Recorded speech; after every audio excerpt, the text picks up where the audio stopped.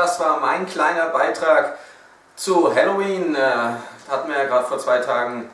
Damit herzlich willkommen zur zweiten Folge von Simulator Tipps News. Schön, dass ihr wieder dabei seid. Ja, ich habe es angekündigt beim letzten Mal, es sollte eigentlich schon letzte Woche eine neue Folge sein. Aber wir haben uns dazu entschlossen, das jetzt alles alle 2 Wochen zu machen. Also heute wieder, 3. November. Schön, dass ihr dabei seid. Ja, allen Widrigkeiten zum Trotz haben wir es geschafft. Auch wenn man meinen müsste, seit dem letzten Mal haben wir ein bisschen Erfahrung, ja, aber es gab wieder Umstände, die das Projekt wieder fast zum Scheitern gebracht hätten. Heute Morgen YouTube unerreichbar, zumindest keine Videos hochzuladen. Mittlerweile ist das Problem gelöst und deswegen steht also dieser Folge hier nichts mehr im Weg. Ja, ihr seht sie ja, also muss es ja geklappt haben. Ja, zur letzten Folge gab es von euch auch viel positives Feedback. Das hat uns natürlich sehr gefreut und motiviert, an der Sache weiter zu arbeiten. Und herausgekommen für diese Folge sind ein paar neue Themen und die seht ihr jetzt in unserer Übersicht. Der Agrarsimulator 2013 wurde angekündigt. Die Community stellt Fragen an den Community Manager von UIG Heini Schür. Der Landwirtschaftssimulator 2013 steht in den Verkaufsregalen und wir haben noch einige News kompakt für euch zusammengefasst. Ja, der Landwirtschaftssimulator 2013 ist also seit etwas über einer Woche veröffentlicht und UIG zieht nun nach mit dem Agrarsimulator 2013. Wurde jetzt angekündigt. Erste Bilder und Videos wurden veröffentlicht, die wollen wir euch natürlich nicht vorenthalten. Außerdem wurde ein Erscheinungstermin bekannt gegeben und alles weitere und die Bilder und das Datum seht ihr jetzt in einem kleinen Beitrag. UIG hat den Agrarsimulator 2013 angekündigt. Erscheinen soll er am 16. November 2012. So sieht er aus, wenn ihr ihn in den Regalen eures Lieblingshändlers sucht. Das Spiel kommt mit 3 verschiedenen Welten, mit der Toskana, den Alpen und den USA, also 3 völlig verschiedene Umgebungen, in denen ihr den Hof eurer Träume bauen könnt. Das Ganze könnt ihr mit über 100 verschiedenen Traktoren, Landmaschinen machen, 30 davon gibt es extra in der Deluxe Edition. Ihr könnt eure Fahrzeuge auch ein bisschen individualisieren, nämlich es gibt unendliche Farbvariationen, in denen ihr eure Traktoren einfärben könnt. Und das Highlight des Spiels ist natürlich der dynamische Boden. Wie man hier in dem Video ganz schön sieht, die Furche wird also auf einem vollkommen unvorbereiteten Terrain gezogen. Hier entsteht also ein Feld, wo vorher noch gar nichts war und das Ganze physikalisch korrekt.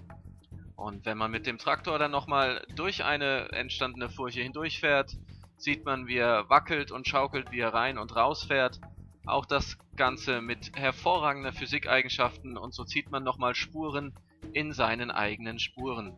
Und erstmals wird man auch nicht mehr auf diesen flachen Ackern bauen müssen. Sie können in jeder Lage angelegt werden und hier sieht man nochmal ganz schön die Furchen aus der Nähe und wie ein vorher nicht bearbeitetes Gebiet zu einem Feld wird.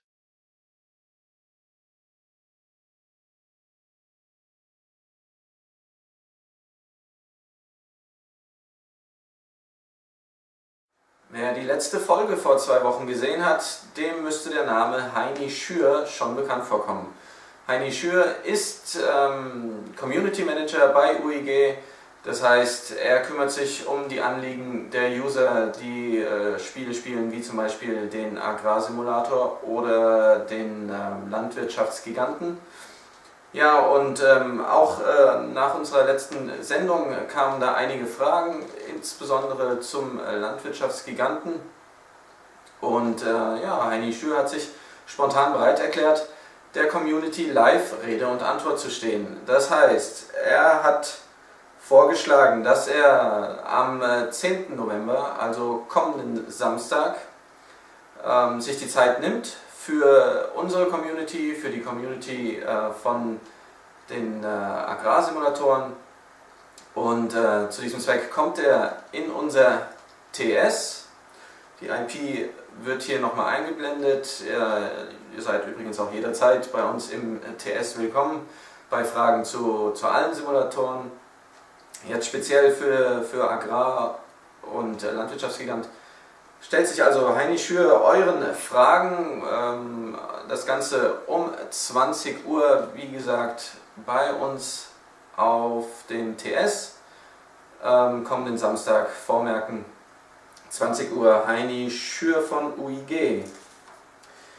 Ja, und wir bleiben landwirtschaftlich. Die Community und alle Simulatoren-Fans sind aus dem Häuschen. Ich habe es bereits erwähnt, der Landwirtschaftssimulator 2013 wurde vor circa 10 Tagen veröffentlicht. Kein anderes Spiel wurde so sehr herbeigesehnt und wurde so viel spekuliert und Infos und so weiter. Auf der Gamescom war der Stand jederzeit überfüllt. Jetzt schon nach wenigen Tagen, nach knapp mehr als einer Woche, gibt es bereits wieder die ersten Lohnunternehmen, die sich gegründet haben.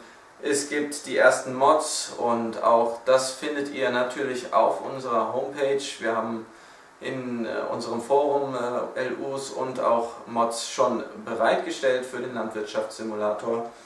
Und es gibt mittlerweile auch auf der offiziellen Homepage farmingsimulator.com einen Mod-Shop. Die Hersteller haben also eine Seite erstellt, auf der man Mods kostenpflichtig erwerben kann. Noch sind, glaube ich, keine da, bin ich mir gar nicht ganz sicher, aber es gibt auf jeden Fall schon einige freie Mods, die man sich dort runterladen kann. Und der Ösi und der Schossi, die haben das natürlich schon mal ein bisschen angetestet und weitere Bilder und Infos zum Landwirtschaftssimulator seht ihr jetzt, bitteschön. Die Mutter aller Simulatoren ist zurück. Seit dem 25. Oktober gibt es den Landwirtschaftssimulator 2013.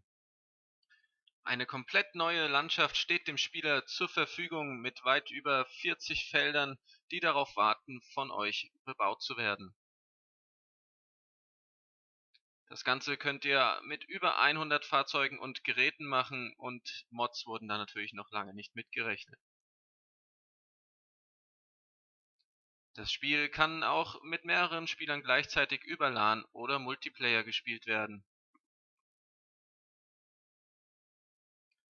Wer das Modden selbst lernen möchte, der findet auf der offiziellen Homepage eine Modding Tutorials DVD, die er für wenig Geld kaufen kann. Besitzer der Collectors Edition haben diese bereits. Außerdem gibt es seit kurzem einen offiziellen Mod-Hub. Hier findet ihr zertifizierte Mods vom Hersteller selbst. Wie zum Beispiel dieses Quad. Der Ösi und der Schossi ließen es sich natürlich nicht nehmen, das Quad ausgiebig zu testen. Wie man hört, hat der Ösi einigen Spaß daran. Und wie die zwei hier mit den Quads ein bisschen rumspielen, könnt ihr natürlich auch in einem anderen Video noch sehen.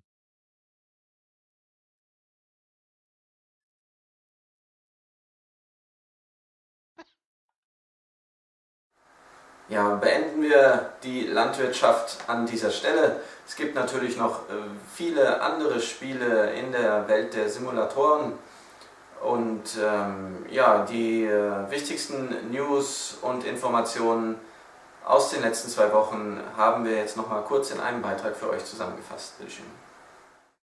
Eine neue Partnerschaft wurde verkündet, nämlich die zwischen Rondo Media und Joindots.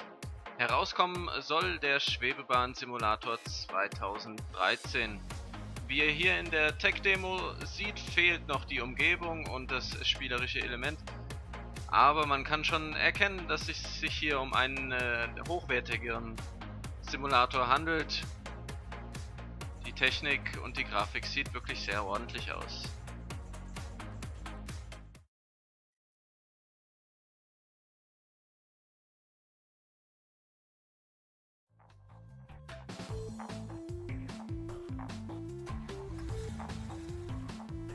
Eine weitere Neuankündigung ist der Planer Städtebau. Hier geht es weniger um die optische Darstellung, man greift hier auf die altbewährte ISO 2D Ansicht zurück. Hier geht es wirklich mehr um das wirtschaftliche Element.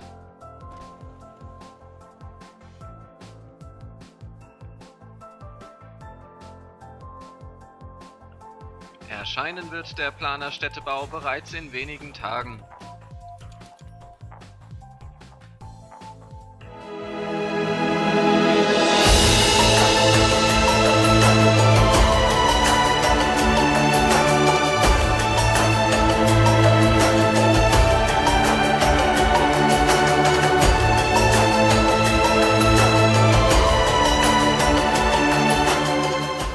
Arbeiten, wo andere Urlaub machen, wer träumt nicht davon?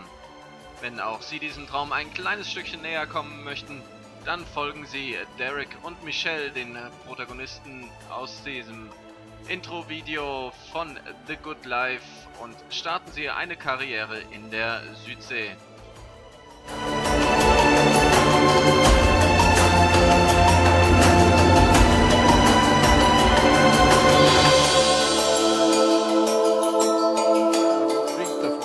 Kommen wir. Curling 2012. Wer mit dem Begriff Curling nichts anzufangen weiß, der braucht sich nicht schämen. Das Spiel bzw. diese Sportart tritt nur so alle 4 Jahre in Erscheinung am Rande der Olympischen Winterspiele. Es ist wenig bekannt und wenn man zuschaut, muss ich zugeben, ist es ein bisschen langweilig. Aber wir peppen das Ganze ein bisschen auf, und zwar veranstalten wir Simulator-Tipps zusammen mit UIG ein kleines Community-Turnier. Und zwar wird unser Forum gegen das Forum vom Agrarsimulator antreten. Ein Termin steht noch nicht fest. Wer daran Interesse hat, der meldet sich bei uns im Forum an. Und ja, vielleicht spielt ihr dann bald schon an unserer Seite gegen das Team vom Agrarsimulator.